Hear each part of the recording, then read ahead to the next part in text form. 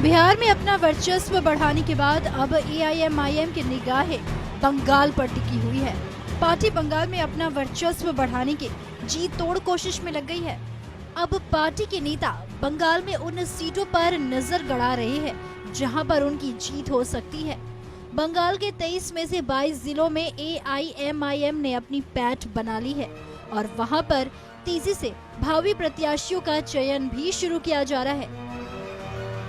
हम पूरी क्षमता से बंगाल का चुनाव 2021 में लड़ेंगे। ऑल इंडिया मजलिस इत्तेहादुल मुस्लिमीन का ये ऐलान है। लेकिन मुझे एक बात सुनने में आ रही है कि टीएमसी के तमाम लोग, खासकर ममता बनर्जी, ये कह रही हैं कि एमआईएम वाले बीजेपी के एजेंट हैं। अब ये बात सुनकर तो मुझे भी हंसी आती है, आप लोग को भी हंसी आती होगी कि भारतीय जनता पार्टी का असली एजेंट कौन है, ये तो सब जानते हैं। दीदी, आपने बीजेपी के साथ 2 बार सत्ता का सुख भोगा है।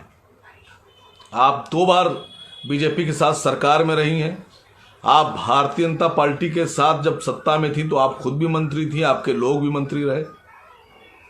तो आपका रिकॉर्ड है ये कि आप बीजेपी के साथ थी और अगर आगे वक्त पड़ेगा तो आप फिर बीजेपी के साथ जाएंगी, इस बात की गारंटी है, क्योंकि आप पहले भी 2 बार बीजेपी के साथ जा चुकी हैं, उनके साथ रह चुकी हैं। असली एजेंट तो आप लोग हैं। फिलहाल बंगाल में एआईएमआईएम कितनी सीटों पर चुनाव लड़ेगी ये तो तय नहीं किया गया, लेकिन पार्टी की नजर उन सीटों पर है जहां पर उन्हें जीत की पूरी उम्मीद है। खासकर एआईएमआईएम अल्पसंख्यक वोटों के सहारे अपनी छलांग लगाने की जुगत में है। हो ना हो, इससे सबसे ज्यादा नुकसान ममता बनर्जी की टीएमसी को हो सकता है। राज्य के लगभग 30% मुसलमान वोटरों में लगभग 8 से 9% उर्दू भाषी है, जिनका सीधे सीधे ओवैसी की पार्टी के साथ जाना तय माना जा रहा है। बाकी 294 में से करीब 100 से 110 सीटें ऐसी है जहां अल्पसंख्यक वोटर निर्णायक भूमिका में है।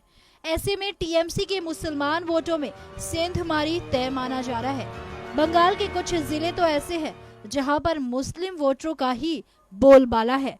इनमें मालदा, मुर्शिदाबाद, उत्तर दिनाजपुर, दक्षिण दिनाजपुर, दक्षिण 24 परगना शामिल है। इनमें से दक्षिण 24 परगना को छोड़कर बाकी सभी जिले बिहार की सीमा से लगे हुए हैं। तृणमूल ही नहीं बल्कि राज्य में सिमट कर रह चुकी कांग्रेस को उनके अल्पसंख्यक वोटरों के जाने से चिंता है। बंगाल में एआईएमआईएम के आने से तृणमूल महकमे में मच रही खलबली के बीच टीएमसी का कहना है कि बंगाल की जनता दीदी के साथ है और रहेगी। बिहार चुनाव के नतीजे आपने देखे ही होंगे। असदुद्दीन ओवैसी की पार्टी ने काफ़ी अच्छा प्रदर्शन किया है, 5 सीटें जीती हैं और अब उनका रुख बंगाल चुनाव की तरफ है। तो क्या लगता है, जहां पर बंगाल में सबसे ज़्यादा अल्पसंख्यक वोट जो है, अगर कहें तो तृणमूल को पसंद करती है अल्पसंख्यक जो पूरी जो जाति है, उसकी पहली पसंद तृणमूल होती है। तो असदुद्दीन ओवैसी के यहाँ आने पर कितना खतरा हो सकता है?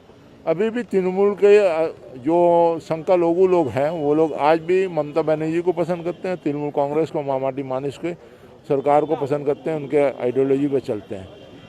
ओवैसी हो या अमित शाह हो, यहाँ पर आकर ज़्यादा कुछ नहीं कर सकेंगे। ये जो खेती है ये तृणमूल की सब खेती है, ये जोड़ा फूल घास की खेती है, यहाँ पर दूसरा कोई फूल उगेगा नहीं। वहीं इसे लेकर बंगाल भाजपा महकमे में भी काफी हलचल है और भाजपा सीधे सीधे दीदी पर हमलावर है।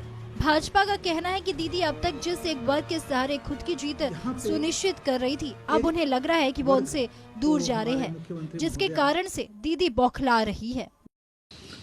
आने वाले पश्चिम बंगाल विधानसभा चुनाव में भारतीय जनता पार्टी का कोई बी टीम सी टीम नहीं है।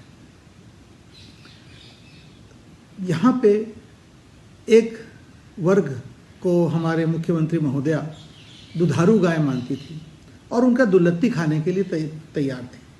अब जब उनको दिख रहा है कि वो दुधारू गाय का जो समूह है वो क्या शायद उनसे बिछड़ रहा है, जैसे कि पूरे बंगाल की जनता उनसे बिछड़ रही है, और अब बंगाल के जनता का आशीर्वाद भाजपा के तरफ है, तब उनको बुरा लगना स्वाभाविक है। अब उसको कभी बी टीम बोलती है, कभी सी टीम बोलती है, मर्जी है जो बोल ले। बिहार के बाद बंगाल में असदुद्दीन ओवैसी की पार्टी अपनी पैठ बनाने के लिए पूरी जुगत में लगी हुई है। बंगाल की बात करें तो 30% मुस्लिम वोटर यहां निर्णायक भूमिका अपनाते हैं। ऐसे में असदुद्दीन ओवैसी की पार्टी यहां आएगी और उसके बाद किस तरह से हलचल मचेगी, अल्पसंख्यक वोट जो कि हर बार ही विधानसभा चुनाव में मायने रखते हैं, वो किस तरफ जाएंगे, ये देखने वाली बात होगी। और विधानसभा चुनाव काफी दिलचस्प होगा। कैमरा पर्सन दिव्येंदु के साथ शहनाज, ताज़ा टीवी, कोलकाता।